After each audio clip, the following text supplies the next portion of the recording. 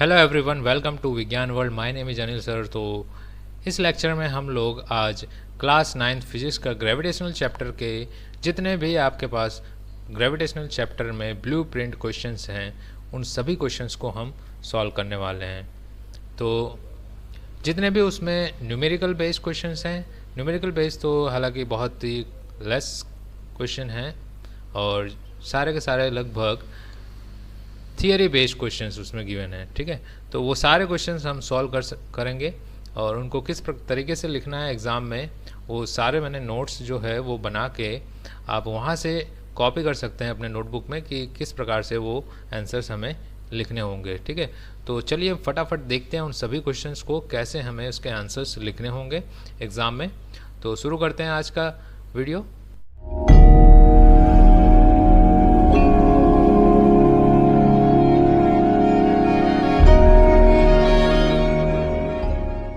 तो देखिए page number 134 पे, पेज नंबर आप इस चैप्टर के 134 पे पेज नंबर पे देखेंगे तो ब्लूप्रिंट का फर्स्ट क्वेश्चन गिवन है, state the universal law of gravitation.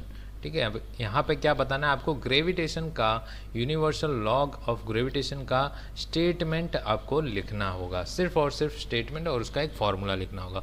तो हम सभी जानते हैं, जैसा कि हमने चैप्टर में पढ़ा कि यूनिवर्स में जितने भी ऑब्जेक्ट हैं एक दूसरे को क्या करते हैं, अट्रैक्ट करते हैं। सपोज़ कि ये दो ऑब्जेक्ट है और पहले वाले का मास है m1 और सेकंड वन का मास है m2।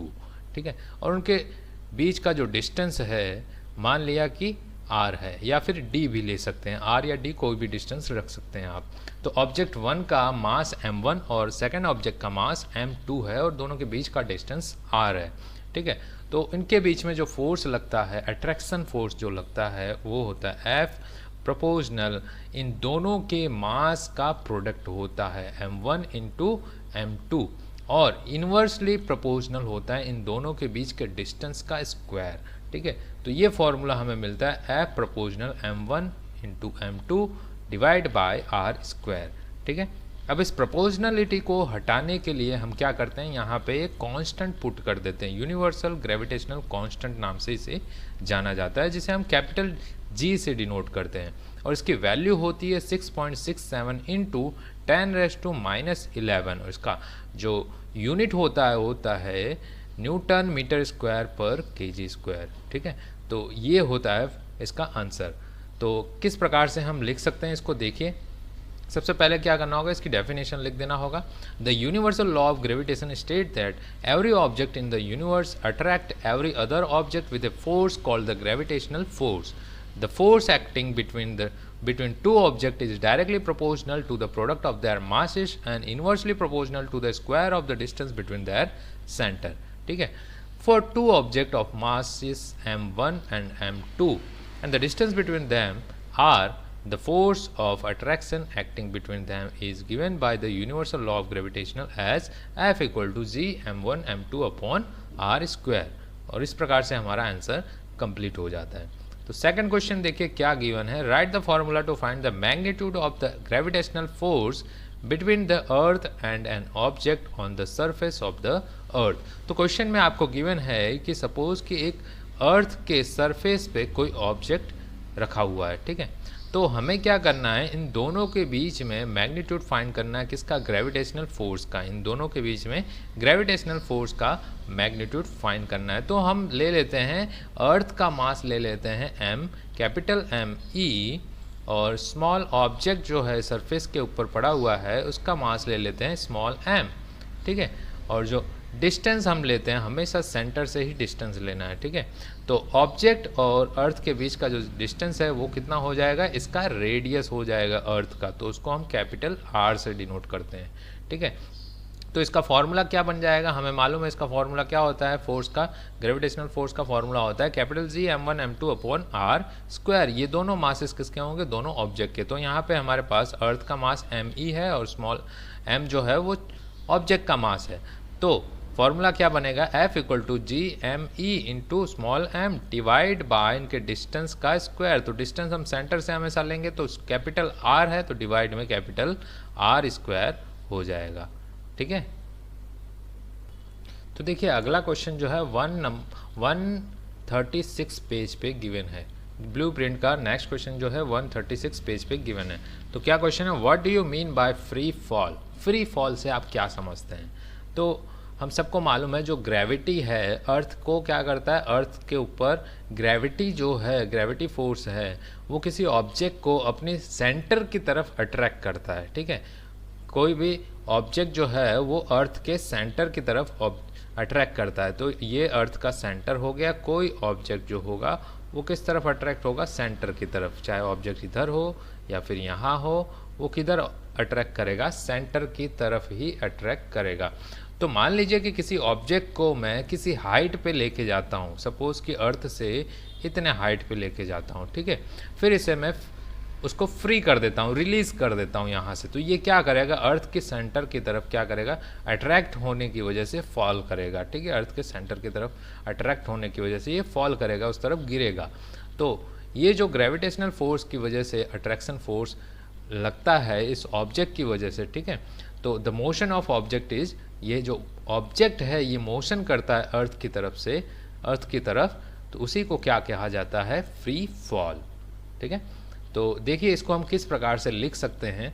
यहाँ पे देखिए, gravity of earth attract every object toward its centre when an object is release from a height, it falls toward the surface of the earth under the influence of gravitational force. The motion of the object is said to have free fall. तो next question देखिए, what do you mean by acceleration due to gravity? जब हम किसी object को किसी height से fall कराते हैं, फ्री करते हैं या रिलीज करते हैं, तो वो अर्थ के सेंटर की तरफ वो गिरता जाता है। ठीक है, तो उस तरफ जब वो गिरेगा तो उसके वेलोसिटी में जो है वो चेंजेस देखने को मिलती है। उसका वेलोसिटी जो है वो चेंज होता रहता है। और हम सभी जानते हैं कि एक्सेलरेशन क्या होता है, change in velocity, change in velocity with respect to time, या फिर rate of change of velocity. ठीक है, तो यहाँ पे ऑब्जेक्ट के वेलोसिटी में कंटिन्यूसली चेंजेस देखने को मिलता है। इसलिए ये जो एक्सेलरेशन है वो किसके कारण मिली, ग्रेविटी के कारण। ठीक है, अर्थ के ग्रेविटेशनल फोर्स की वजह से कोई ऑब्जेक्ट को रिलीज किया जाता है तो वो अर्थ के सेंटर की तरफ गिरता है, और इस वजह से उसकी वेलोसिटी में चेंजेस देखने को मिलती है। और वेलोसिटी में चेंजेस देखने को मिलती है, दैट मीन्स वहाँ पे क्या प्रेजेंट है, एक्सेलरेशन है। ठीक है, और ये एक्सेलरेशन किसकी वजह से, ग्रेविटी की वजह से है। ठीक है, इसीलिए जो एक्सेलरेशन है वो ग्रेविटी की वजह से मिलता है। तो हम ऐसा बोलते हैं कि यहाँ पे एक्सेलरेशन ड्यू टू ग्रेविटी मिली है, जिसको हम जी से डिनोट करते हैं। और इसकी वैल्यू जो हमने फाइंड की वो है 9.8 मीटर पर सेकंड स्क्वायर। तो नेक्स्ट क्वेश्चन देखने के लिए आ जाइए पेज नंबर 138 पे। तो देखिए यहाँ पे फर्स्ट क्वेश्चन क्या given, what are the difference between the mass of an object and its weight. तो मास और वेट में हमें डिफरेंस बताना है यहाँ पे। तो सबसे पहले हम क्या करेंगे, इनकी डेफिनेशन जैसे बनती है वैसे हम लिख देंगे। तो फर्स्ट डिफरेंस देखिए, mass is the quantity of matter contain in the body. ठीक है, मास क्या है, किसी बॉडी के अंदर कितना मैटर कंटेन करता है उसी को हम मास कहते हैं। Weight is the force of gravity acting on the body. ठीक है, वेट क्या होता है कि किसी बॉडी के ऊपर लगने वाले ग्रेविटी फोर्स को हम क्या कहते हैं, वेट कहते हैं। सेकंड पॉइंट देखिए, सेकंड पॉइंट क्या, it is the measure of inertia of the body.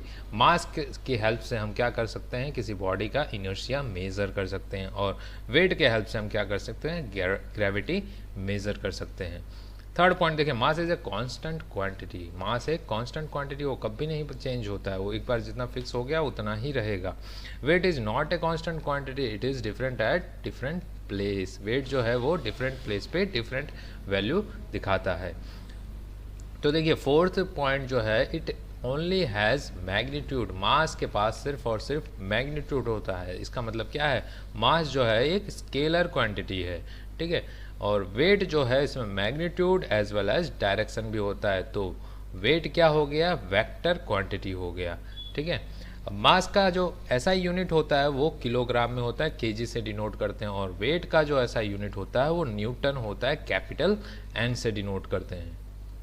तो नेक्स्ट क्वेश्चन देखिए क्या गिवन है, why is the weight of an object on the moon 1/6 its weight on the earth. ठीक है, अर्थ के ऊपर जो ऑब्जेक्ट का वेट होता है वो मून पे 1/6 क्यों हो जाता है, ऐसा क्वेश्चन पूछा है। तो इसको हम न्यूमेरिकली डायरेक्टली न्यूमेरिकल से हम प्रूफ कर देंगे। ठीक है, तो डायरेक्टली हम क्या करेंगे, जैसा कि हमने चैप्टर में टॉपिक किया था ये वाला, उसी प्रकार से हमें यहाँ पे लिख देना है। तो देखिए अर्थ का जो मास है वो हमने कैपिटल ME ले लिया है, ठीक है, और ऑब्जेक्ट का मास स्मॉल m से हम डिनोट करेंगे, ठीक है, जो अर्थ के सरफेस पे है, और अर्थ का जो रेडियस है वो RE ले लिया है, ठीक है। तो universal of law of gravitation के अकॉर्डिंग जो वेट होगा वो कितना होगा, WE जितना, ठीक है।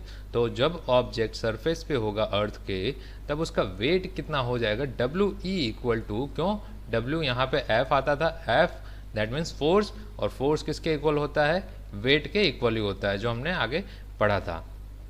तो WE इक्वल टू क्या हो जाएगा, G capital ME small m divide by RE square, ठीक है। इसी प्रकार से हम मून पे जब इस ऑब्जेक्ट को लेके जाएंगे जिसका मास जो है स्मॉल m, तब उसका मास जब स्मॉल m है, तो मून पे जब हम इसको लेके जाएंगे तब उसका वेट कितना हो जाएगा वो हम WM से डिनोट करेंगे, ठीक है। तब यहाँ पे मून का मास हमने ले लिया कैपिटल M और उसका रेडियस ले लिया RM, और जो ऑब्जेक्ट है उसका मास चेंज नहीं होने वाला, वो इतना ही रहेगा स्मॉल m, क्योंकि मास जो है वो कांस्टेंट होता है, वो चेंज नहीं होता है। और इस पे लगने वाला जो फोर्स होगा उसे हम क्या कहेंगे, वेट कहेंगे, और उसे हम किससे डिनोट करेंगे, WM से। तो देखिए ये फॉर्मूला जो है कुछ इस प्रकार का बन जाएगा, WM equal to GM divide by RM square, ठीक है। अब हम क्या करेंगे, दोनों इक्वेशन को डिवाइड कर देंगे, WM डिवाइड बाई WE, दोनों के वैल्यू जब पुट करेंगे तो कैपिटल G और स्मॉल m दोनों में कॉमन रहता है, वो दोनों कैंसल आउट हो जाएंगे, ठीक है। तो हमें कुछ इक्वेशन इस प्रकार से मिल जाएगा। अब तुमको जो है ये वैल्यू जो है वो याद रखनी पड़ेगी, या तो फिर तुमको क्वेश्चन में गिवन होगा।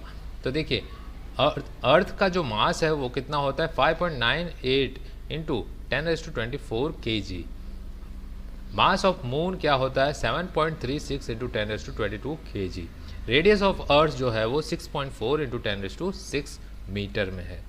रेडियस ऑफ मास है 1.74 इंटू 10⁻6 मीटर, ठीक है। ये सारी वैल्यू जब हम पुट करेंगे और इनको कैलकुलेट करेंगे तो आपको कुछ वैल्यू जो है वो इस प्रकार से मिलेगी, 1/6, ठीक है। इसलिए प्रूफ हो जाता है, therefore wait of an object on the moon is 1/6 of its weight on the earth. तो ब्लूप्रिंट का नेक्स्ट क्वेश्चन देखने के लिए आ जाइए पेज नंबर 141 पे। तो देखिए इसका फर्स्ट क्वेश्चन क्या है, why is it difficult to hold a school bag having a strap made of a thin and strong string, ठीक है। एक स्कूल बैग है, उसका जो स्ट्रैप होता है अगर उसको पतला और स्ट्रॉन्ग बना दिया जाए तो उसको होल्ड करना बहुत डिफ़िकल्ट क्यों हो जाता है, ठीक है।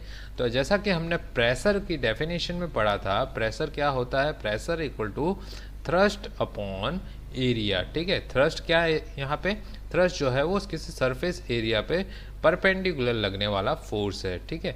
तो देखिए इस फॉर्मूले के अकॉर्डिंग आपको क्या पता चलता है, अगर एरिया कम किया जाए तो प्रेशर जो है वो ग्रेटर होगा, क्यों, क्योंकि ये इन्वर्सली प्रोपोर्शनल है तो उल्टा होगा। अगर एरिया हम इंक्रीज कर दें तो प्रेशर क्या होगा, डिक्रीज होगा, ठीक है, क्यों, क्योंकि इन्वर्सली प्रोपोर्शनल है। तो यहाँ पे देखिए जो स्ट्रैप है इसका वो थिन बनाने को बोल रहा है यहाँ पे, ठीक है। अगर स्ट्रैप जो है वो पतला होगा तो उसका एरिया क्या हो जाएगा, डिक्रीज हो जाएगा। अगर वही मोटा स्ट्रैप रहा तो उसका एरिया जो है वो इंक्रीज हो जाएगा, ठीक है। उसके प्लेस पे अगर पतला स्ट्रैप वाला हम बैग लेते हैं तो इसका एरिया डिक्रीज होता है। अगर एरिया डिक्रीज हो गया तो शोल्डर पे लगने वाला प्रेशर जो है वो बहुत ही ज़्यादा इंक्रीज हो जाएगा, तो उसको होल्ड करना बहुत ही मुश्किल हो जाता है। Next question is given that what do you mean bye buoyancy, ठीक है। जब किसी आप ऑब्जेक्ट को, सपोज कि एक हमने बीकर ले लिया, एक कंटेनर ले लिया, ठीक है, इसमें हमने लिक्विड फिल कर दिया है। अब किसी ऑब्जेक्ट को हम इसमें इमर्स कराते हैं, ठीक है, इसमें डालते हैं। जब किसी ऑब्जेक्ट को आप इसमें इमर्स कराएंगे तो आपको क्या फील होगा कि इस ऑब्जेक्ट पे अपवर्ड डायरेक्शन में फोर्स लग रहा है, ठीक है। ये जो फोर्स लगता है अपवर्ड डायरेक्शन में उसी को क्या कहा जाता है, बॉयंसी, ठीक है। और इस ऑब्जेक्ट को जितना ज़्यादा आप डीपर इमर्स करेंगे उतना ज़्यादा फोर्स ऊपर की तरफ अपवर्ड डायरेक्शन में आप फील कर सकेंगे। तो देखिए नेक्स्ट क्वेश्चन है, why does an object float और sink when place on the surface of water. Suppose ये एक कंटेनर में हमने वाटर ले लिया है या फिर कोई भी लिक्विड ले लिया है, ठीक है। अब इसके ऊपर जब आप ऑब्जेक्ट रखते हैं तो अगर इस ऑब्जेक्ट की डेंसिटी ऑफ ऑब्जेक्ट रख देता हूँ, ठीक है, greater than density of water होगा तो ये ऑब्जेक्ट क्या करेगा, इसमें डूब जाएगा, सिंक कर जाएगा, ठीक है। क्यों? क्योंकि इसके ऊपर जो लगने वाला वाटर का बॉयंसी फोर्स है, बॉयंट फोर्स है, वो लेस होगा, इस वजह से ये अंदर सिंक कर जाएगा। अगर वाटर की डेंसिटी इस ऑब्जेक्ट के डेंसिटी के कंपेयर में ग्रेटर होगा, density of water is greater than density of object, तब ये जो ऑब्जेक्ट है उसके ऊपर वाटर के सरफेस पे ऊपर फ्लोट करने लगेगा। क्यों? क्योंकि इसके बॉयंट फोर्स ग्रेटर हो जाएगा कंपेयर टू ऑब्जेक्ट के।